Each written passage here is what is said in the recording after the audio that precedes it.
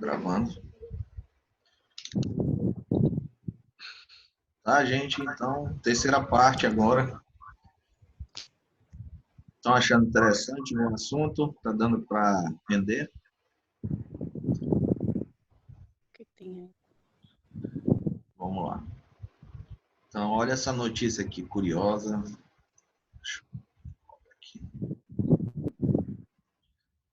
Essa notícia aqui curiosa que eu achei hoje no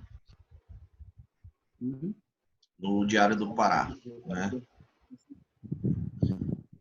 Labradora conforta profissionais da saúde na linha de frente do Covid-19.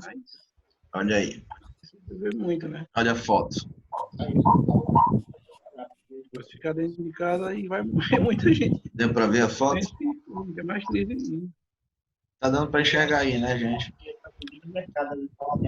Gedeilson, só corta o teu áudio aí, deixa o... Só corta o áudio dele. Não vai atrapalhar.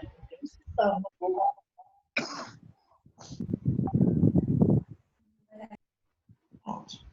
Vou cortar aqui os áudios.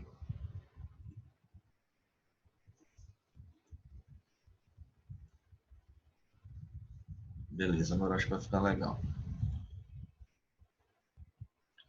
Então, como eu estava falando, olha aqui. Labradora conforta profissionais da saúde na linha da frente do Covid-19. Olha a foto aqui. É bem interessante, né? Aí vai dizer aqui, uma labradora de quase 1 aninho tem sido responsável por aliviar o estresse e contribuir para a saúde mental de uma equipe de profissionais no Rose Medical Center, um hospital localizado na cidade de Denver, estado do Colorado, nos Estados Unidos.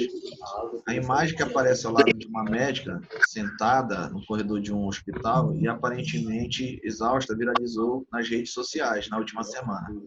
A mulher em questão é Susan Ryan, quem cuida da labradora desde seu nascimento, que decidiu compartilhar aos colegas de trabalho o carinho e a atenção que o pequeno ser de 4 patas é capaz de demonstrar.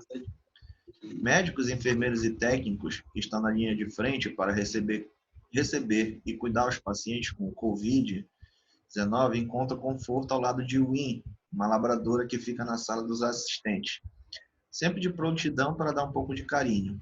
Quando completar a idade necessária, Win iniciará um treinamento como cão-terapeuta na Canine Companion for Independence.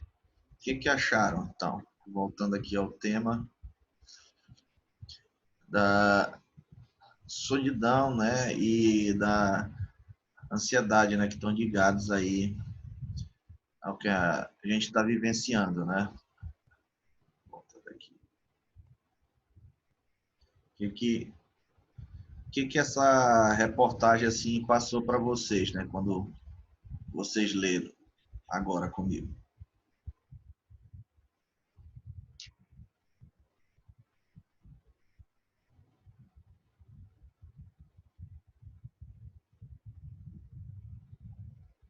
Ficaram calados agora de repente. Tá? Então a gente sabe, né, gente, que quem está enfrentando linha de frente nessa epidemia ali são os médicos, né, enfermeiros e equipe, né, de saúde de modo geral, né? E aí essa notícia é dos Estados Unidos, né? Lá vocês sabem que já está com não sei quantos mil casos já, né? Então tá tipo uma loucura lá a epidemia. E aí esses profissionais que estão aí na área de saúde, né? Eles estão entrando em contato direto com essas pessoas que estão doentes, né? Estão tendo que trabalhar, né? E isso está sobrecarregando eles e está deixando eles doentes, né? E aí esse cachorro aí, labrador, foi uma das soluções que encontraram para aliviar um pouco nesse lado emocional e desgastante, né, da epidemia, tá? Então, voltando aqui à questão do isolamento, né, o que caracteriza, né, esse isolamento aí, né? Como é que a gente começa a perceber nas pessoas que elas estão ficando já doentes, né, dentro desse isolamento. Então, aqui, a primeira característica são sentimentos de solidão impostos por outros, né? Então, o que a gente está vivendo agora? Uma situação que foi imposta para a gente, né, gente? E que a gente teve que tomar conscientização, né, e se isolar para o bem de todos, né? Então, foi algo que impôs. Então, é interessante a gente pensar quais são os sentimentos que estão advindo dessa situação. Da insegurança em público, né? Vocês têm se sentido inseguros, assim, de sair de casa? Como é que está sendo para vocês? Professor, vai me falar a verdade, eu não tô, não. Uhum. Não tô muito insegura, não. Acho que a gente tem que ver os lugares que está andando, enfim, tomar as medidas cabíveis. Assim, quando eu tenho que sair, que é raramente, às vezes ir no supermercado ou alguma coisa, eu acho normalmente. Eu acho que se a gente ficar pensando e criando muita coisa na cabeça, acho que vai vir a agravar um caso muito grande. Aí eu acho que eu tento manter a calma e seguir em frente. Eu sei que é uma coisa de assustar todo mundo, mas como é que eu posso dizer? Mas se desesperar não vai ajudar em nada. Vai só piorar. Acho que tem que se guardar em casa sim, sair quando for necessário, tomar as medidas cabíveis, enfim. Que nem você está falando, né? Não adianta entrar em pânico, né? Então, um dos motivos também da gente estar fazendo essa live é justamente porque tem algumas pessoas que já estão no seu limite, né, Adriane? Você aí, graças a Deus, né, que tá tranquila, né? Eu também tô cheio de trabalho aqui, tô com mais de 400 provas para corrigir, mas tô levando a vida, né? Vida de Assim, professor é isso mesmo. as provas, elas sugaram muito tempo, então não deu muito tempo, tipo, dos alunos se desesperar. Eu, pelo menos, eu não tinha tempo nem de pensar. Porque E agora que parou pensar, tudo? eu tinha que pensar absolutamente naquilo, na É. prova. Eu não sei, aí ocupou bem minha mente. E acho que as pessoas ficam vendo muita notícia e procuram sempre as notícias que desesperam, sempre as notícias ruins, mas eles têm que ver que já estão começando a desenvolver uma vacina, já está tendo um remédio, já tem pessoas sendo curadas. A gente tem que pensar no lado bom, porque se a gente for pensar só no lado ruim, aí complica. É justamente isso que mostra lá no vídeo, né? Que existe um isolamento que ele é saudável, né? Mas tem um isolamento que ele pode vir fazer a gente adoecer, né? Porque aqui, por exemplo, no terceiro, falta de comunicação e de contato ocular com os outros, né? Nós vivemos uma época que é super conectada, né? Mas a gente pode se comunicar de todas as maneiras que a gente imaginar. Só que mesmo Então, isso, às vezes, não favorece, né? Tem pessoas que ainda estão se sentindo isoladas, tem pessoas que ainda estão se sentindo sozinhas, né? Mas o fato é que temos diversas maneiras de nos conectar, né? E então, vencer professor. essas barreiras. Então, professor, eu também quero dar meu depoimento, assim. Vontade. Esse período, essa semana passada, semana de prova, e para mim foi um período de muita tensão, muita insegurança. Então, eu me enquadro nesses sentimentos aí, em muitos deles. Agora passou, estou me sentindo um pouco mais segura, porque meu filho estava morando fora do Brasil, bem distante, e quando as fronteiras lá no país dele decidiram fechar tudo, a gente teve que se apressar para trazê-lo de volta. E foi muito tenso para todos nós, para mim, para minha família, para o meu esposo, para ele, para a esposa dele, para todo mundo. Então a gente viveu uma semana de muita tensão, de muita angústia, e paralelo a isso eu estava respondendo todas as provas. Então foi muito difícil. Todos os sentimentos assim de que o senhor possa imaginar, a gente passou, da angústia, a tristeza, às vezes a raiva, às vezes um pouco de, sei lá, de muita insegurança. mas essa semana eu já estou bem mais tranquila, porque mesmo com tudo isso, nós conseguimos trazê-lo de volta para casa.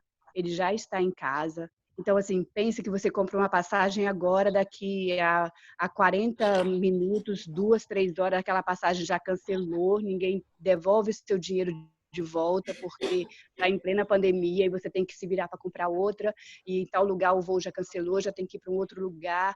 Enfim, foi muito, muito difícil para nós, mas isso causou realmente uma tensão entre toda a família, mas graças a Deus isso já passou, né? E ele chegou na segunda-feira, a gente se acalmou um pouco, ele está em quarentena, por uma questão de segurança mesmo, e eu ainda não pude dar um abraço nele, já estava há 6 meses sem poder vê-lo, pela distância, e agora, mesmo ele chegando, a gente não pôde se abraçar ainda, a gente se fala por videoconferência.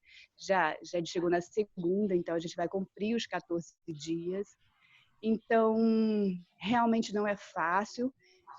A gente pensa que quem não viveu aquilo ali pensa que é bobagem. Quem viveu, quem está vivendo, como nós, a família inteira, estamos vivendo, é uma dificuldade.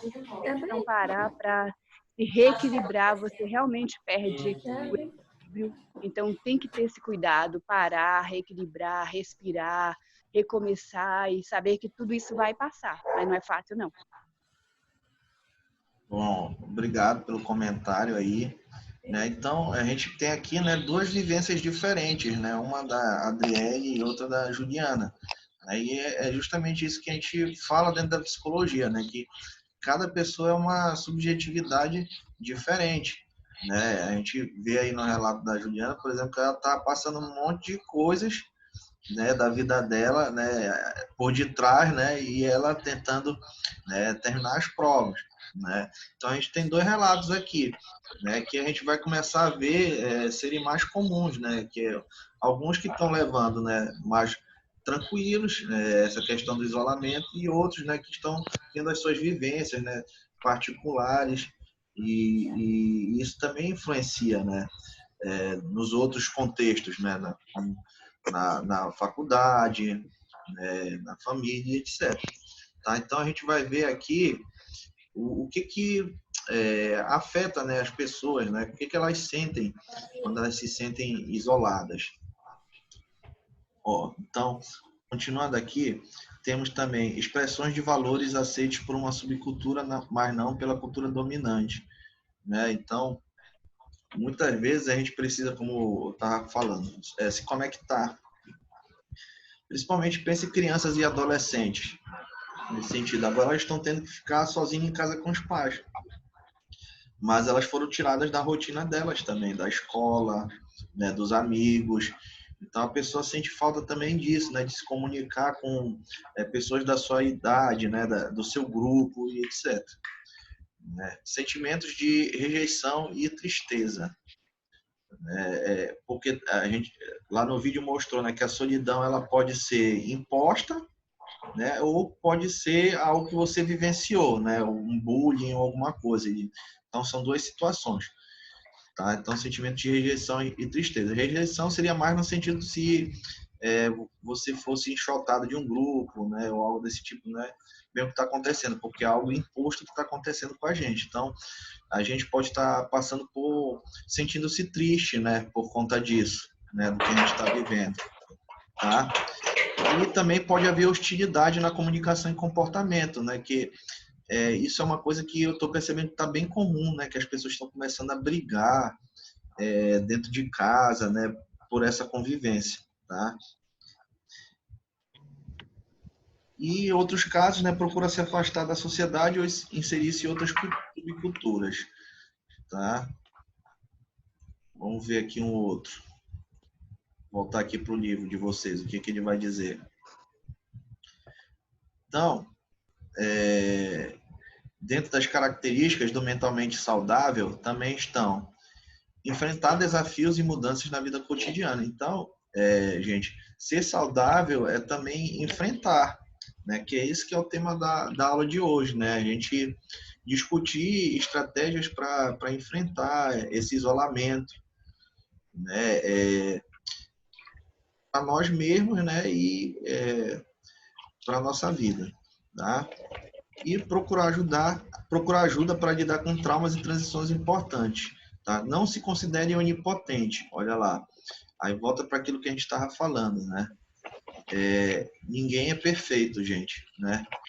Então não adianta você achar que você vai conseguir sair sozinho dessa, né? Que nem a Juliana falou aí, né? Ela tá precisando contar com toda a família dela, né? Para poder trazer o filho de volta, né, gente? Então não adianta a gente querer bancar, né? O bambambam, bam, bam, né? O melhor nesse momento, né? Porque é uma situação que está afetando todo mundo, né? Então é importante a gente contar com os outros, tá?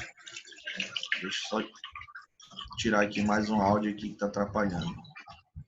Ela tá escovando o dente aí. Vou voltar aqui. Então, bora lá. Então, o que ele vai falar aqui? A pessoa sadia, né, deixa eu botar para cá. A pessoa sadia muda construtos pessoais que se originam de predições refutadas pela experiência. A pessoa não sadia tem uma teoria sobre consequências que não funciona, mas não consegue mudá-las. Então, todos nós, né, gente, como vocês falaram aí, temos experiências pessoais, né? E essas experiências pessoais, a gente guarda a memória delas, tá? E muitas vezes, quando acontecem situações novas com a gente, o que a gente recorre a quem?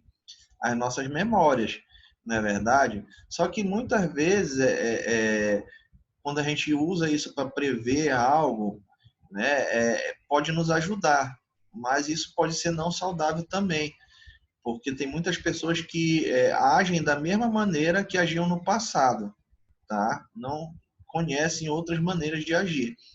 E isso pode estar impedindo elas de mudar, tá? Então, esse é o primeiro fato, né? Para nós sermos sadios, nós precisamos mudar, tá? O que vocês acham, pensam sobre isso?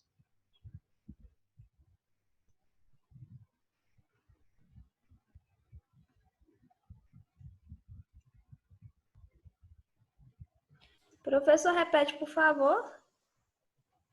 Oi. Ele fala o seguinte aqui, deixa eu voltar aqui o share. Olha aí. A pessoa sadia muda construtos pessoais. O que é construto pessoal? É a tua crença. São as crenças que a gente tem, entendeu? Ah, eu não vou sair porque já tem 13 casos de Covid em Parauapebas, entendeu? Durante essa crise, todos nós construímos crenças, né, particulares, né, sobre como enfrentar o vírus. Concorda, Adriane? Sim. Né? Só que será que essas crenças que nós criamos, né, elas são saudáveis? Né? Porque aí eu volto na questão do conhecimento científico, né, para você entender e enfrentar essa crise, né? Será que tudo que estão passando para a gente, que a gente absorve, né, e interpreta, é saudável? Não. Isso. Porque assim, professor, se eu focar em ver somente as notícias ruins, eu vou desenvolver algo na minha mente que não vai ser uma coisa boa. Uhum. Então eu acredito que tudo nós, a maioria nossa ser humano é muito psicológica. Tu é o que tu acredita. Se tu acredita que tu vai pegar esse vírus e morrer, tu morre. Mas se tu acredita, tipo, eu peguei o vírus, eu vou me tratar tanto mentalmente como com a saúde, eu também corro o risco de me curar. Eu prefiro tentar ver o lado bom da história para poder preservar minha mente. É melhor ter uma saúde mental do que viver doido, vendo notícia, brigando, enfim. Isso, muito bem.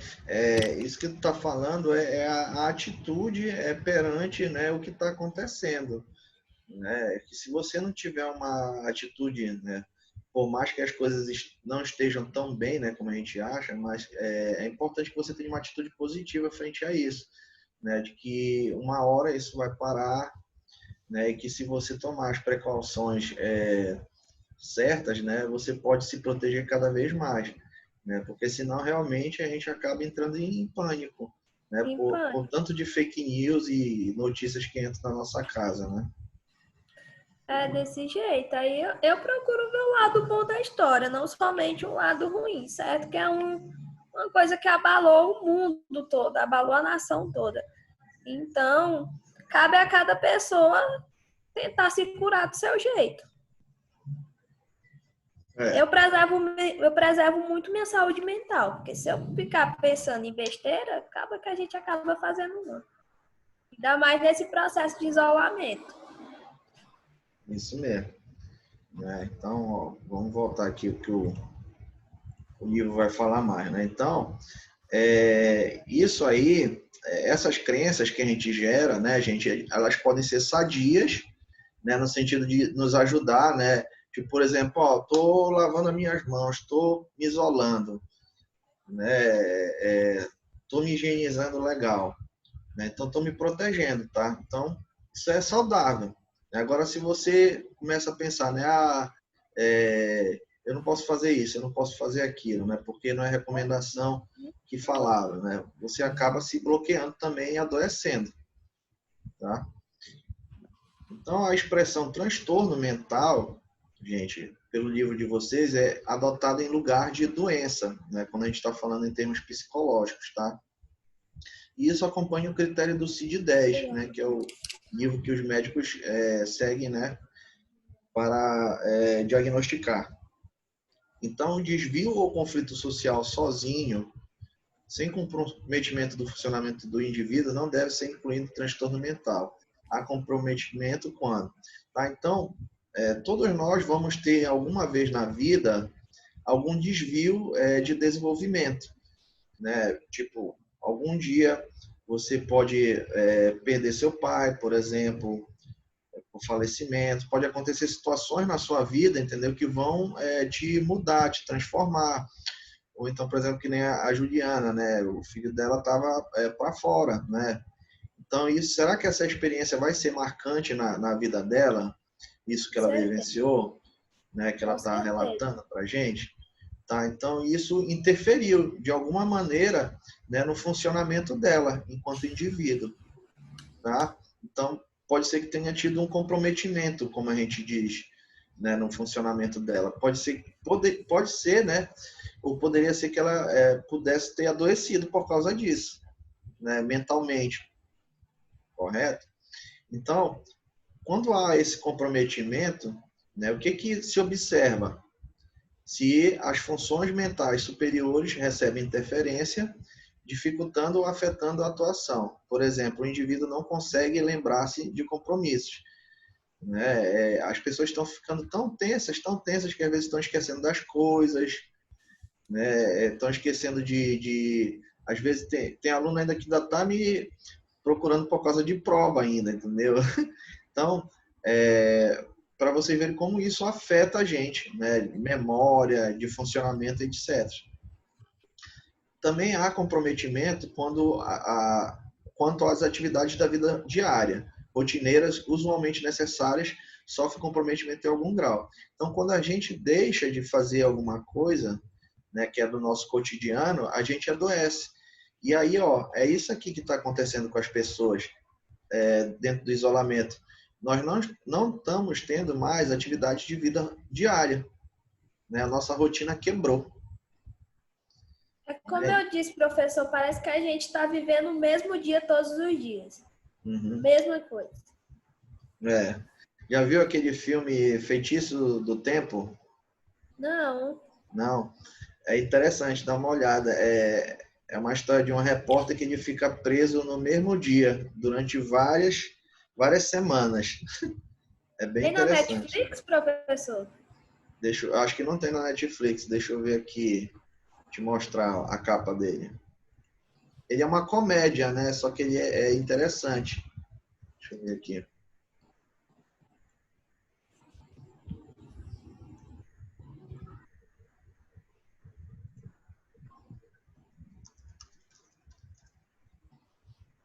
Aqui, ó. Tá vendo? Esse do relógio? É, é o mesmo. É muito engraçado ele.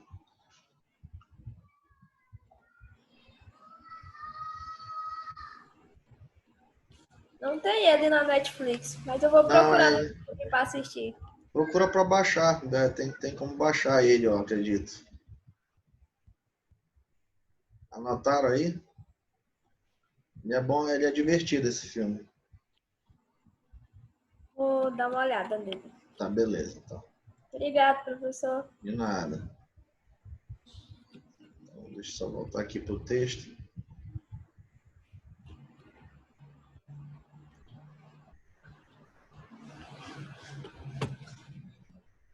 Então, a gente está vendo assim que mudanças na nossa atividade da vida diária, né, a gente pode adoecer a gente psicologicamente falando, né? Então, o que está acontecendo com a gente, né, que eu acredito enquanto psicólogo, né, é justamente isso, essa mudança na vida diária. E algumas pessoas estão conseguindo se adaptar, né, a essa rotina e tem outras pessoas que não estão conseguindo, né? Por isso que estão adoecendo, estão brigando, né, estão se separando e etc, né? Talvez essas pessoas não tenham percebido essa mudança aí, tá? Então, o transtorno mental, ele impossibilita atuar dentro de padrões da normalidade. Aí, o que vai acontecer com a pessoa que fica comprometida? Né? Ela pode vir a deixar de trabalhar, né? Pode vir a adoecer, né? Ficar na cama, não querer mais sair da cama, né? Pode vir a acontecer isso aqui daqui para frente, né, gente, para algumas pessoas, tá? Então, esses padrões de normalidade, né, que são aceitos como tais no ambiente do indivíduo, e isso se torna perceptível para os demais, tá? Então, por isso que quem é esposo, quem é mãe, aí fica observando, né, essas mudanças de comportamento, né, no seu marido, nos seus filhos, na sua família, tá? Então, destaca-se que normalidade e anormalidade existem em um contínuo. À primeira vista, pessoas com distúrbios psicológicos são geralmente indistintas daquelas que não os têm. Tá? Então, como é que a gente diagnostica, né, se uma pessoa está doente ou não, psicologicamente falando? Porque todos nós estamos sentindo ansiedade, sintomas de ansiedade, depressão, medo, né, isolamento. Todos nós estamos passando por isso. Só que como é que a gente vai diferenciar aquele, né, que está patológico daquele que é normal? Vocês já pararam para pensar nisso? Né? Não, Todos nós ainda estamos não. sentindo a mesma coisa. Acho que é a intensidade e o grau que esses sentimentos se desenvolvem, se apresentam nas pessoas. Então, se isso apresentar um grau muito elevado, a ponto de causar extremo sofrimento a elas e aos que estão ao seu redor, então isso já passou a ser um transtorno. Desculpa. Ainda bem que não passa por aqui. Mas Juliana, né? É justamente a intensidade, né? E também uma outra coisa fundamental é o tempo. Entendeu? Se, por exemplo, eu estou me sentindo ansioso hoje, tá entendendo? Aí como é que eu vou saber se isso é patológico? Se daqui a uma semana ainda estiver me sentindo muito ansioso, tá? É algo que não passa, né? Aquela tensão que Entendi. não Além passa. do grau, a intensidade, né? A durabilidade disso. Isso, exatamente. Aí quando já dura bastante, entendeu? Já é uma coisa que preocupa já, por exemplo, a mim como psicólogo, entendeu? Porque agora no momento, o que é normal? Todo mundo tá passando por essa epidemia, entendeu? Algo que todo mundo está vivenciando. Agora vai passar a ser anormal esse momento que a gente está vivendo, quando todo mundo começar a adoecer, entendeu? Não conseguir mais assistir suas aulas, né? Não estiver estimulado, né, para assistir nesse sentido, tá? Aí isso começa a preocupar realmente. Falta 10 minutos para Professor, acabar aqui o vídeo, tá? Sim, quer falar a alguma coisa? a primeira semana de isolamento, eu só sabia dormir. Eu dormi o dia todo, parecia um desespero, que eu nunca tinha dormido na vida. E tu nunca tinha dormido assim antes desse jeito? Não, não sei se foi bem no tempo da adaptação, de começar a fazer a faculdade, ter mudado minha rotina toda. Então eu estava cansada, tanto fisicamente como mentalmente. Minha rotina, a partir do momento que eu comecei a estudar, ela mudou totalmente. Uhum. Aí, quando começou esse isolamento, eu dormia, tipo, eu acordava 10 horas, almoçava meio-dia, deitava, dormia a tarde toda. Uhum. E quando dava 9 horas da noite, eu já tava com sono e dormia de novo. Só que isso já passou, já foi só a primeira semana. Pois é, aí isso aí é uma questão atípica, entendeu? Dentro da tua rotina, né? Porque tu tem tempo para Aham. dormir quando tu tá na tua rotina normal. Muito não. Porque, tipo, eu acordo, quando eu tô na minha rotina normal, eu acordo 5h30 da manhã. Uhum. Nossa, acorda cedo, hein? Acordo porque eu me exercito antes de ir pra faculdade. Então, eu acordo cinco Ah, e meia para estar 6 horas na academia. uhum. Aí eu vou pra academia, volto, levo meu filho pra escola e quando eu levo ele pra escola, eu já vou pra faculdade. Então, minha rotina é essa. Quando eu chego da faculdade, eu já vou trabalhar. Eu tenho um E negócio agora tu próprio. não tá levando para a escola, não tá indo trabalhar. Não tô indo pra... Não, trabalhar até que eu tô mais ou menos, porque eu tenho um salão. Tenho um salão de Ah, tá. beleza. Mas, tipo, eu não me exercito mais, eu não levo ele pra escola. E ele tá estressado um pouco. Sim. Quando dá assim umas 5 horas da tarde, o meu filho ele tá agitado, ele tá gritando, ele quer morder, ele quer bater, ele tem 3 anos. Aí eu coloco ele pra correr no quintal. Eu digo, dá umas voltas aí ele fica melhor. Pois é, quer dizer, foi uma situação atípica, né, dentro da tua rotina, né? Aí tem que analisar isso com calma aí, o que que mudou, né? Mas teve uma alteração. Porque deu Uhum. uma reviravolta, né? Exatamente, é, todo mundo está vivendo, né, assim, né? Mas é Só que diferente. aí depois veio essa semana de prova, aí também veio um turbilhão de emoções. Só que essa semana eu tô mais tranquila, já acho que eu já tô no processo de adaptação, já de aceitação, já aceitei. É, passa por isso também, né? Às vezes, talvez pela acúmulo de atividades que vocês estavam fazendo, né? Aí quando terminou, né, tu ainda estava, né, na corrida, né, como a gente diz, né? Tava ainda digerindo, digamos assim. Agora tá vindo um processo de aceitação. Agora vai passar. Aí tu tem que observar isso, se vai passar ou não, esse teu agito, entendeu? E se passar, beleza, né? Tranquilo, conseguiste concluir, porque é normal isso. Eu mesmo, às vezes, quando eu estou dando aula, termino mais 10h30, eu não consigo dormir logo, né? Por quê? Porque o meu cérebro continua a ficar em movimento, né? Ainda Continua fico acelerado. pensar em aula, pensar em, entendeu? Então, pode ser que seja algo normal, né? Comum. Aí tem que ter cuidado se isso persistir, tá entendendo? Aí já Até que passa a no ser, termo de dormir, professor, não tenho dificuldade. Na hora que eu deito, eu durmo. Parece até que não sei nem o quê. é, A demora só eu deitar a cabeça no travesseiro. tá bom então. Tá, então, continuando aqui, falta 5 minutos para terminar essa terceira parte aqui da live. Obrigado a todos. E não esqueça de dar o like o professor que está virando blogueiro agora, tá? Então, as características, gente, dos transtornos orgânicos ou mentais transformam-se com o passar do tempo. Olha aí. Novos são identificados, alguns acentuam-se, tá vendo a importância do tempo? Enquanto outros apresentam redução. Por exemplo, registra-se perceptivelmente aumento de transtornos associados ao estresse, né? Que é o que a gente mais vê hoje, né? Porque as pessoas elas estão trabalhando cada vez mais, não estão, a gente viu lá no vídeo do isolamento, não estão tendo tempo para ter amigos, né? Antigamente era mais comum você ter vários amigos, né? Hoje em dia você conta no dedo quem é seu amigo, que você vai lá, que você conversa, que você sai e etc, né? Porque a gente está cada vez mais preso em casa ou trabalhando direto, né? Então, a tendência é a gente ficar cada vez mais estressados, né? Então, ele continua aqui falando que o mesmo acontece com os resultados dos diagnósticos, explica Thomas Sachs, né? Professor emérito de psiquiatria na State University.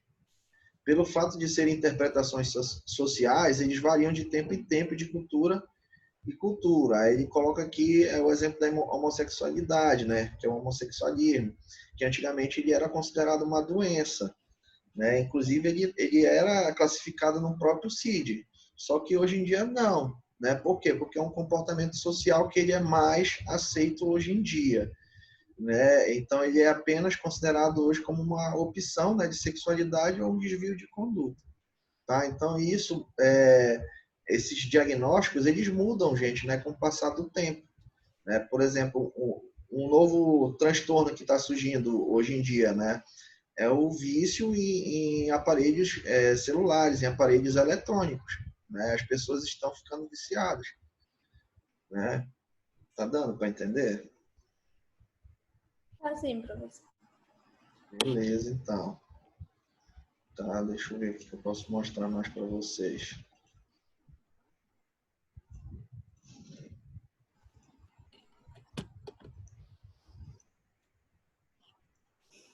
Esse aqui já foi. Então, esse artigo aqui, quando voltar, a gente vai dar uma olhada. É Manual de Diretrizes para Atenção Psicológica nos Hospitais em Tempos de Combate ao Covid-19. Então, tem uma parte aqui que fala sobre... Cadê? Principais reações psicológicas provocadas pela pandemia do Covid-19. Tá? Então, quando a gente voltar para a última parte aqui da live, a gente vai ler um pouquinho sobre quais são as reações psicológicas provocadas pela pandemia do Covid-19. Tá, gente? O que vocês estão achando da live de hoje? Vocês estão gostando? Está sendo dinâmica? Está sendo interessante para vocês a live? A minha parte tá ótimo. O som tá legal, a aula tá boa. Tá melhor que na sala de aula, que não tem muita bagunça. Né? Não tem um barulho, né? Uhum. É verdade. Muito boa, professor. Tá muito boa. Obrigado, Delma. Obrigado. Obrigado a Muito todos bom. vocês. Tentei falar de agora, mas não consegui, mas tudo bem. Ouvi as colegas. Mas tá muito boa. A aula tá boa, o senhor merece um joinha lá no YouTube. Isso. Dê um joinha lá, vê se sobe dos 100 inscritos. Ô, menino que gosta de mídia, eu vou dar um joinha lá para você. Beleza, obrigado então. Então eu vou fechar aqui para converter o vídeo e jogar lá para o YouTube, para os colegas de vocês que não conseguiram ver. Tá, beleza. Gente? Obrigado aí a turma de direito aí. Bom Bom dia.